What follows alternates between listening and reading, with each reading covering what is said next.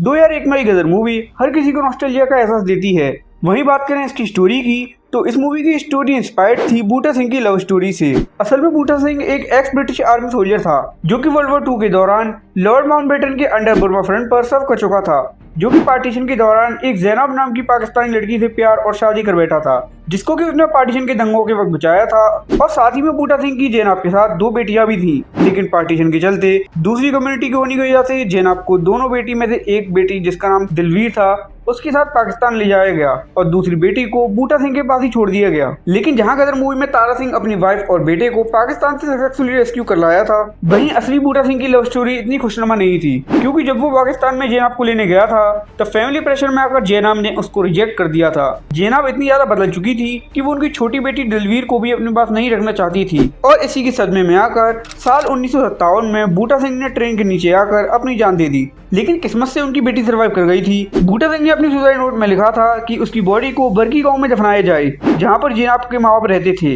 लेकिन गांव वालों के विरोध के चलते बूटा सिंह की ये आखिरी इच्छा भी पूरी नहीं हुई और उनकी बॉडी को मियामी साहिब में ही दफनाना पड़ा, जो कि लाहौर का सबसे बड़ा कब्रिस्तान है। वैसे वर्ल्ड वॉर के वक्त हुई बुर्मा फ्रंट पर हुई फाइट को सबसे खतरनाक माना जाता है, लेकिन बूटा सिंह ने उसका सामना अच्छी तरह कर लिया था, लेकिन जैनब से मिले धोखे को वो बर्दाश्त नहीं कर पाया, जिसकी वजह से उसको सुसाइड करनी पड़ी थी। वैसे 2001 में आई गदर मूवी बूटा सिंह से केवल इंस्पायर्ड थी, लेकिन 1999 में आई मूवी शहीद मोहब्बत बूटा सिंह पर पूरी तरह बेस्ड थी। गदर मूवी में दिखाई गई स्टीम इंजन वाली ट्रेन तो आप सबको ध्यान ही होगी, लेकिन क्या आपको पता था कि वो रियल थी, जिसको कि दिल्ली की ट्रेन म्यूजियम से लिया गया था, जहां पर 2001 के टाइम तक सनी देओल एक एस्टैब्लिश्ड एक्टर थे। वहीं दूसरी तरफ अमीषा पटेल उस वक्त एक इमर्जिंग स्टार थी, इसलिए उन्हें इस फिल्म के लिए 500 लड़कियों के बीच ऑडिशन देना पड़ा था और उन्हें खाली उनके टैलेंट के चलते इस मूवी में कास्ट किया गया था। लेकिन साथ ही में इस मूवी को लेकर ये न्यूज काफी वायरल होती रहती है कि इस मूवी के लिए डायरेक्टर अनिल शर्मा की पहली पसंद गोविंदा थे, जिनको कि उनकी 1998 में आई मूवी महाराजा के फ्लॉप होने की वजह से इस मूवी से हटाकर सनी देओल को कास्ट कर लिया गया था। लेकिन एक इंटरव्यू के दौरान अनिल शर्मा जी ने बताया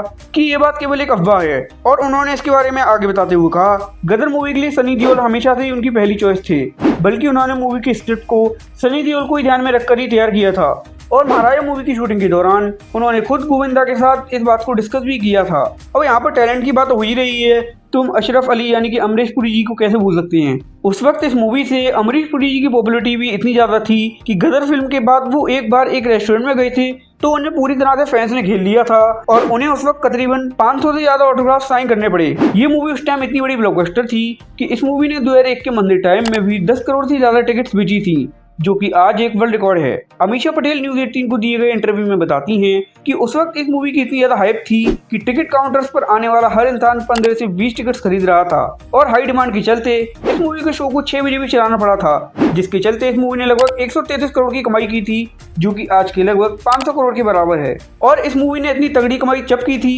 जब उनके सामने आमिर खान की लगान थी, जो कि आज के जमाने में भी एक आइकॉनिक मूवी मानी जाती है और इसकी सीक्वल की स्टोरी बेस्ड होने वाली है 1971 के इंडो पाक बॉर्डर के वक्त पर। और इस बार सनी देओल अक्का तारा सिंह अपने बेटे यानी कि चरणजीत को बचाने जाने वाले हैं। जहां पर पहली मूवी में फोकस किया गया था सकीना और तारा सिंह की लव स्टोरी पर, वहीं पर अब दूसरी मूवी पूरी तरह रिवॉल्व करेगी चरणजीत और तारा सिंह के बीच और इस मूवी के अंदर हमें बाप बेटे की रिलेशनशिप देखने को मिलने वाली है। 2001 में आई गदर इसलिए हिट हुई थी क्योंकि इसके स्टोरी, राइटिंग, एक्शन और ओवर द टॉप डायलॉग्स सीधे व्यूअर्स को हिट करते हैं और इसी वजह से 22 साल के बाद भी आज भी टीवी पर आती हुई गदर को देखने में मजा आने लगता है और इसका सेकंड पार्ट भी साल की one of the most anticipated movie बन चुका है।